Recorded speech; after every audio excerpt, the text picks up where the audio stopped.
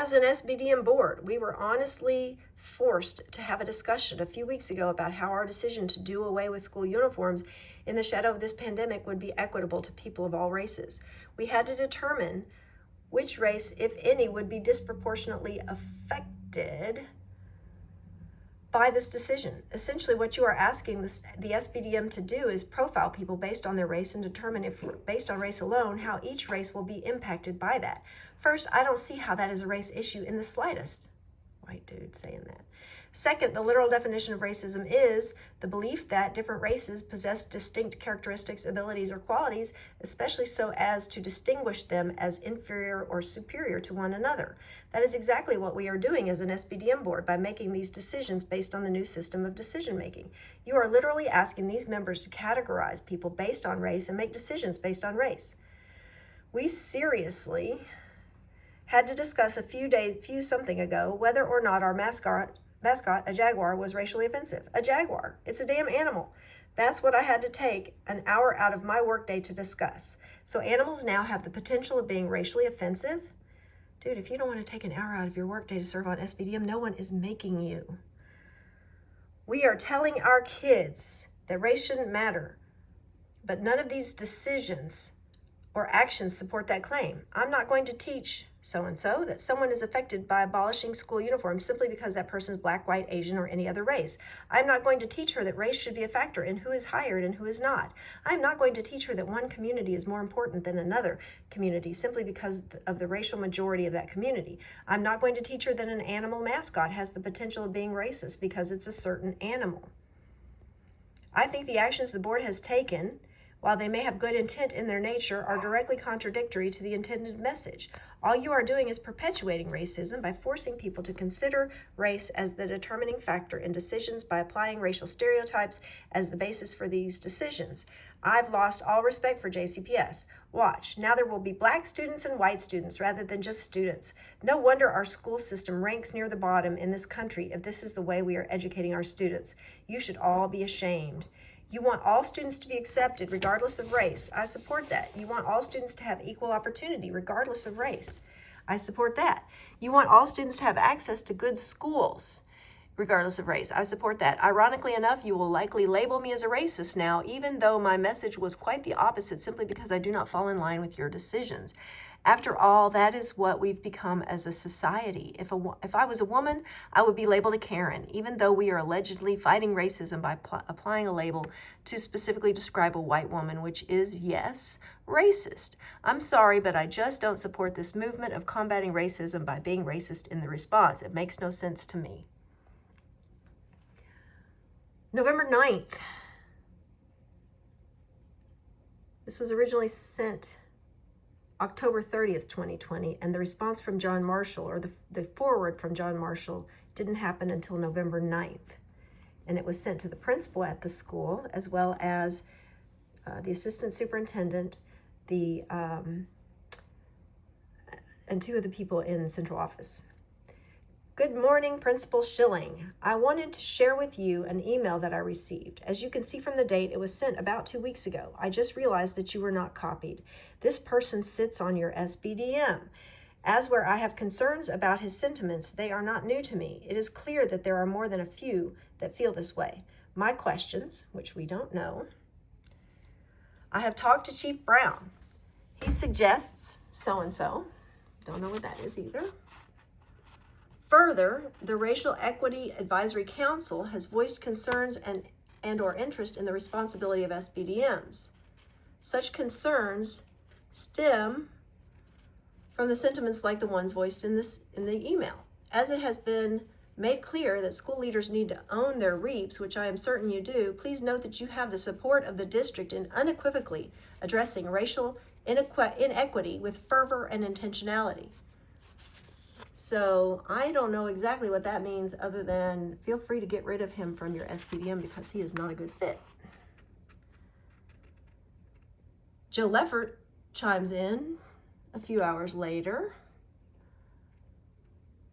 John, thanks for your communication. Principal Schilling, Zone 3 staff and myself have spoken with the parent multiple times. We are proceeding in support of all pillars and systems, and this has been consistently communicated to Mr. Ullum. He has connected with everyone from his board member to Marty. He has received frequent responses and much of our time. We have agreed to disagree with his ideas and concerns. We have collaborated around meeting his daughter's needs with NTI 2.0. Principal Schilling and her staff have been most responsive to these student needs. He is an elected parent member of the SBDM, but is only one voice. He is familiar with the purpose of the REAP. Have a great Monday, Joe. Alrighty. Next is this one. Steve Ullum on Thursday, December 11th. To Morgan McGarvey, Reginald Meeks, somebody with the education, somebody, Lou Young with KDE, Kevin Bratcher, some school board members, and Jason Glass, the commissioner. The subject is schools in Jefferson County. The students of Jefferson County Public Schools are unjustly having their right to a public education stripped away from them because our state is allowing our 7 board members to determine the fate of our students. Yeah, that's kind of what they do. Worse yet is the data completely contradicts their actions, and it is our students that are suffering. Here is the data as of 12/16/2020 for the state of Kentucky. It has the survival rates in percentages and how many deaths have been occurring, especially they're pointing out the lower numbers for our younger children, as if death of young children is the only reason that we have concerns, and not the transmission rate and not the illnesses. So for school-aged children, put this down, with only 2 deaths and the survival rate of 99.99375%, we are shutting down schools for an entire year and depriving these children of their right to an education. The argument of protecting the teachers doesn't even work. All other professions have gone back to work and are expected to work, yet teachers aren't. The survival rate of adults aged 20 through 59 is 99.87%. So what the school system is saying is that they are going to deprive the rights of 100% of the students to protect 0.006259% of children and 0.1292% of working adults. You tell me how that makes any sense at all. We've had a flu vaccine for decades now, and there are still 800 to 900 deaths a year in Kentucky from the flu. And that vaccine has been largely available in the United States since about 1945. Are we to believe that we are just not going to let our kids return to school at all? Jefferson County Public Schools is being so unreasonable that their published plan for allowing students to return to school with absolutely 0 cases of COVID-19 is to force them to continue to wear masks, force them to continue to socially distance and keep away from other students, ban field trips, and ban assemblies and gatherings of all kinds. That is with 0 cases. This is becoming a borderline dictatorship, and it needs to stop now. We refuse to lie in wait silently while our governor and our school board strips our rights away over fear-mongering when the data says something completely different than the fears they are trying to instill in the public. Do we really have to take it to their front door or to their office, to their homes, and get in their face and refuse to back down before someone will listen? Whoa. If we have to, then we will. This has gone on long enough, and it is time to make it stop now. We refuse to back down until we are heard. Whew. What's worse is the way teachers and schools have adapted to this in-home NTI remote learning. They have substituted a school day that lasts 6 hours and 45 minutes with a measly 30 to 60 minutes of daily live education during NTI. That's it. The rest of the responsibility is being dumped onto the parents to complete mountains of homework with our kids each week, while we also hold down our full-time careers and the rest of the household responsibilities. 30 to 60 minutes a day, that is irresponsible at best, and no one is holding schools and teachers accountable for this. It's time for someone to take a stand and give parents and students back their right to an education. We will not take this any longer, and we demand answers and action now. What are you going to do about it? Stop destroying the lives of our children. They have a right to learn. 30 to 60 minutes a day of education does not replace an entire school day. Regards, Steve, concerned parent. Then, December 17th, This is alarming. This is from Steve to Marty. Something grade schedule. My 8th grade student, whatever it would have said, whatever grade, blank grade student would normally be in school 5 days a week from 9 a.m. to 3:45 p.m. That is 6 hours and 45 minutes. Cut out lunch and morning announcements and let's say 6 hours a day or 30 hours a week. Now for reading, writing, math, science, and social studies, 5 subjects, her weekly schedule for live instruction is this, which we can't see. Been redacted by the district. Open records people. But let's drop this down and see what it says. Can you honestly tell me that she is getting the attention she needs from her teacher, from the school, and from the district with such a pathetic learning schedule? Is this the way you are running this school district as a substitute for taking a year of her education away from her? Can anyone look at this schedule and honestly tell me this is acceptable? I was blasted by one of your board members in an email today, implying that I am lying about the level of instruction our students are receiving. She even questioned me as to why so-and-so wasn't learning, as if it was my fault. Read this. The 30 to 50 minutes of instruction you describe is not the day my 4 grandkids experience. I have a blank grader who meets at 9, 12:30, 1, and 2, plus 20 minutes doing reading practice and 20 minutes doing writing practice. There are assignments to be completed after instruction time. My blank grader has 3 classes of instruction per day, followed by assignments and independent drill time in math and reading. He worked until 4 yesterday, as usual. The 2 in high school have full classes and assignments, and all are being educated. Every student was given a Chromebook and access to the internet so every child can continue learning. Why are your kids not learning? That was a section from the email I received today from Linda Duncan. So explain to me why the students of your board members seem to be getting the preferential treatment and blank has this pathetic schedule. Explain to me why all kids are not being treated equally, fairly and equally. I think the public has a right to know about the attitude of your school board members, and I will make sure her conceited and condescending response is made public. I'm sure other parents and public would be interested to know about the piss poor attitude of your board members. I didn't see that as conceited or condescending, but anyway. Signed by Steve. Marty Polio, 4:54 p.m.